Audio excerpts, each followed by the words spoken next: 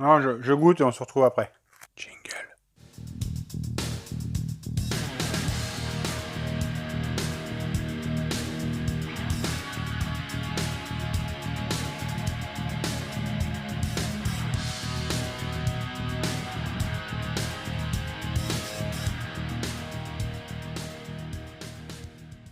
Je suis heureux de vous retrouver en ce mercredi. Aujourd'hui, on se retrouve pour remonter notre moteur de générique à M6.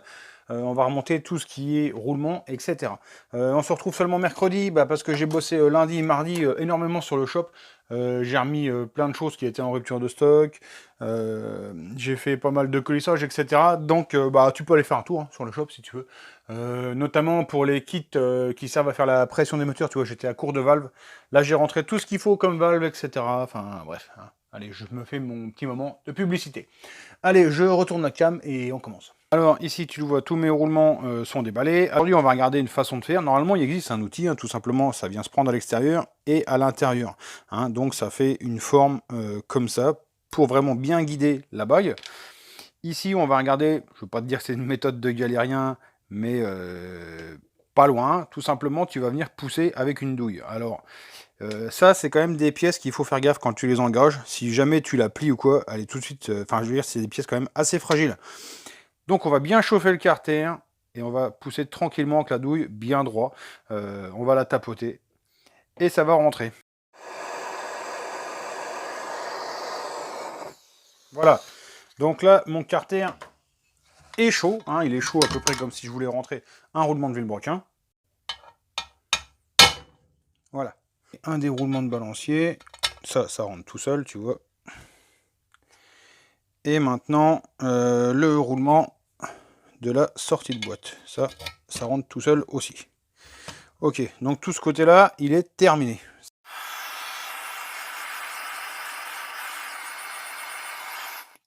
Allez, second carter, même opération. Voilà. Alors, il est évident que tu peux faire cette opération à la presse. Hein. Ça martyrise quand même un peu moins les pièces. Quoique, hein, à la presse, c'est vrai que tu sens pas vraiment la force, tu sais pas ce que tu fais. Maintenant, on va regarder pour le vilebrequin. Alors, sur la chaîne, je te dis toujours de ne jamais taper sur les vilebrequins. Et aujourd'hui, on va regarder qu'on peut quand même taper un petit peu dessus. Mais on va pas taper n'importe où, n'importe comment, on va pas faire n'importe quoi. Alors, ce qu'on va faire, c'est qu'on va rentrer les roulements de vilebrequin. Hein, tu les vois, donc ils sont là. Simplement, d'habitude, moi je te dis, tu chauffes le carter, tu mets le roulement dedans, la chaleur du carter dilate le roulement, et le vilebrequin rentre tout seul. Ici, on va regarder une autre façon de faire. Et là, donc, on va rentrer les roulements sur le vilebrequin. Alors, comme d'habitude, tu peux... Il y a plusieurs solutions pour le faire. Soit tu tapes comme un sourd, comme ça, puis bon, le vilebrequin, il tourne plus rond, parce que forcément, comme tu as tapé, la masse, elle bouge. Hein, le maneton, hop, pas il se tord, mais ça glisse sur le maneton. Ton vilebrequin ne tourne plus rond. Là, on s'est ennuyé quand même. Hein, je te cache pas que j'ai passé plus d'une demi-heure à le faire tourner rond, donc je vais pas taper comme un sourd. Soit tu peux coincer ici une plaque, mettre ça à la presse et venir pousser. Hein. Ça, c'est la solution qui paraît la plus mécanique. Et enfin, aujourd'hui, on va regarder une dernière façon de faire. Et là, on va venir pousser le roulement. Moi, tu vois, j'ai un bout de tube. Hein, ça fait 20 ans que je l'ai. Et on va venir taper. Mais simplement, on va taper en tenant absolument la masse sur laquelle on vient placer le roulement. Hein. Il est hors de question de tenir le vilebrequin comme ça, parce que forcément, là, tu vas tout niquer. Mais si tu le tapes comme ça, on va dire que c'est quand même un moindre mal. Là, je veux dire, c'est une solution que tu peux faire chez toi. Même avec du tube PVC, tu peux arriver à le rentrer. Hein. Alors donc, ici, tu le vois, moi je fais comme ça, je tiens ma masse comme ça. Hein, celle-là, elle est libre. Ici, je tiens mon tube et mon roulement est dedans. Et là, si tu viens taper, tu vois, ça rentre sans aucun effort. Et là, tu as entendu le bruit métallique. Ça veut dire qu'on est à fond. Hein, mon roulement est à fond. Même opération de l'autre côté. Toujours pareil. Le bout de tube, tu tiens la masse où tu mets le roulement. Ça va de soi. Comme ça. Le petit bruit métallique. On est à... Là, mon vilebrequin tourne toujours normalement à 0. on le met de côté et on va le monter après. Pour l'instant, on va commencer à remonter la boîte de vitesse. C'est la première fois quand même que je tape sur des pièces mécaniques sur la chaîne.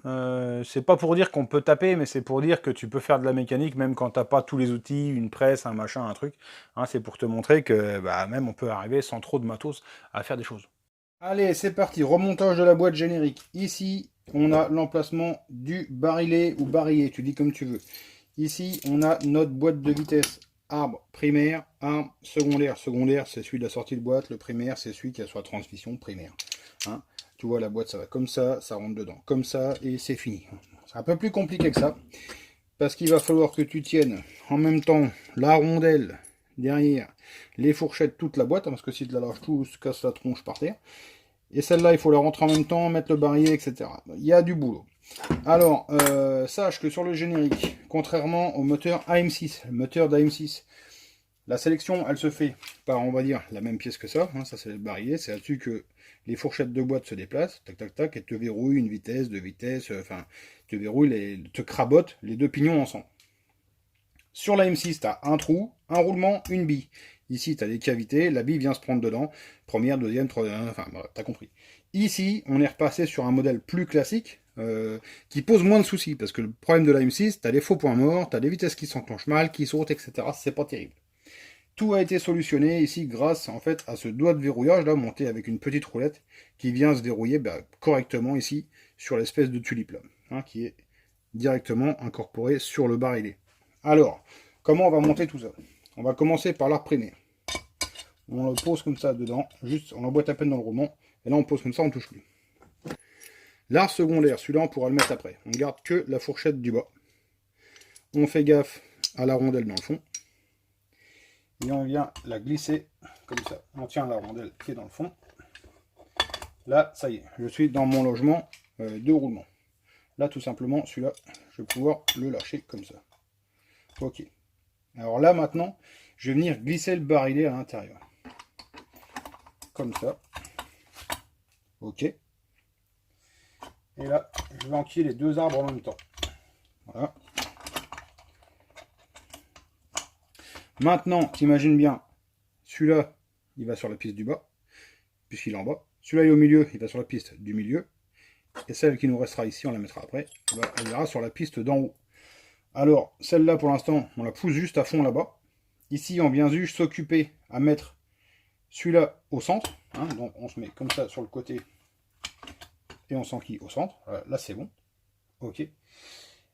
Et là, je vais juste repousser un peu ma fourchette, hein, qui me prend de la place. Voilà. Là, je peux déjà la mettre sur la piste du bas. Et là, maintenant, je viens tout pousser. Voilà. Là, tout rentre sans aucun souci, tu le vois. Alors, un bon indicateur dans la mécanique, surtout dans la boîte de vitesse, c'est quand ici, les deux pignons sont à peu près sur le même plan. Là, on le sent, il n'y en a pas un qui est décalé par rapport à l'autre. Donc, normalement, notre montage est correct. Ici, mon barillet est bien mis, tout est bon. Je vais enlever mon tournevis qui me servait à verrouiller mon truc. Ok. Et maintenant, je vais remettre ma fourchette du haut. Alors là, il faut hocher un petit peu. Hein. Hop, là, elle tombe ici dans mon barillet aussi. Ou barillet, hein, tu dis comme tu veux, barillet, barillet. Ok. Et tout simplement, maintenant, je viens mettre mon axe de fourchette. Alors, tu le vois. Là, il va falloir venir hocher un petit peu dans les fourchettes pour arriver à les placer. Voilà, là, elles sont mises. Et là, ça rentre ici dans le carter. Dans le fond, c'est bon, tout est monté. Là, ma boîte, elle est prête à fonctionner. Tu vois, ça tourne, etc. Donc, je sais pas si tu vois les fourchettes bouger. Voilà, tu vois là, elles sont enlevées toutes les deux, etc. etc. Voilà, donc là, notre montage de boîte, il est correct. Tu vois, c'est pas bien compliqué de remonter une boîte de vitesse. Du moment que tu ne la fais pas tomber par terre, que tous les pignons volent à droite à gauche, c'est pas bien compliqué à remonter. Ce que je t'invite à faire quand tu démontes, c'est des photos. Là, tu fais une photo, tu vois qu'ici, tu as une rondelle. Hein, alors, tu fais gaffe, parce que des fois, il y en a deux de collées. Là, il y en a une grosse. Ici, tu vois, il y en a une petite. Hein, il y en a une petite en haut. Sache que sur la M6 classique, normalement, tu en as une en haut ou une en bas. Tu vois, tu as différents montages, donc il ne faut pas se planter. C'est pour ça que les photos, ça peut être pas mal si tu n'es pas sûr de toi. Tu vois, c'est pas difficile de bien monter une boîte de vitesse. Alors maintenant, on va s'intéresser à remonter le balancier d'équilibrage. Alors, Ça représente une charge de travail, c'est sûr, mais ça peut être intéressant de le monter. Alors, pour ce faire, il suffit de prendre le carter et l'arme d'équilibrage. Hein, et là, tu le places à l'intérieur. Comme ça, et t'as fini. Voilà, c'est bon. Allez, ici, tu l'as compris, je m'apprête à refermer en fait le carter moteur. Donc là, un carter en chauffe, hein, tranquillement ici, tu le vois avec le chalumeau qui est ponzé.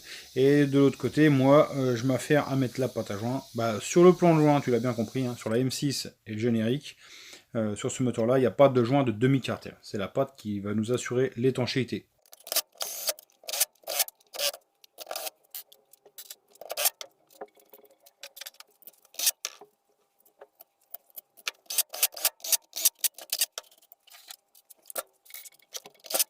Voilà, alors là, notre montage de boîte, hein, on le voit, il y a un petit jeu, ça tourne super libre, aucun souci. Par contre, le vilebrequin, on le voit, il est un petit peu dur. Il est un petit peu dur, tout simplement, parce qu'il n'est pas à sa place. Pour le mettre à sa place, donc, comme d'habitude, on va... Un chasse, c'est un embout à laine, mais on va dire que c'est un chasse. Le vilebrequin tourne super librement. J'entends le petit bébé pleure. Mon avis, la maman, elle l'a puni. Il a dû essayer de lui mettre un coup de couteau ou un truc comme ça. Allez, nous sommes dans le premier vlog de la semaine. J'en profite pour remercier tout le monde. Hein. Je remercie donc évidemment les 65 000 viewers de la chaîne. Je remercie évidemment les personnes qui soutiennent la chaîne sur Tipeee et sur PayPal.me. À quoi ça sert, tu vas me dire? Ça sert à ça. Acheter, tu entends, un éclairage qui m'éclaire la tronche afin d'essayer de gagner un petit peu en qualité d'image. Donc ça, c'est grâce à vous. Merci à tous. Je vous mets ici aussi mon Instagram, hein, tu le sais, j'essaie de mettre des petites photos. D'ailleurs, tiens, celle-là, elle était sur Instagram, tu vois, c'est un truc que j'ai fait hier, c'est un carmule pour un pote, là, je lui envoie ça. Tu peux aussi t'abonner, hein, n'hésite pas à commenter, si tu veux, en dessous de la vidéo. Tu peux aussi liker la vidéo, c'est toujours sympathique. Je vous souhaite à tous de passer une bonne soirée, on se retrouve bientôt pour une prochaine vidéo. Ciao, bye!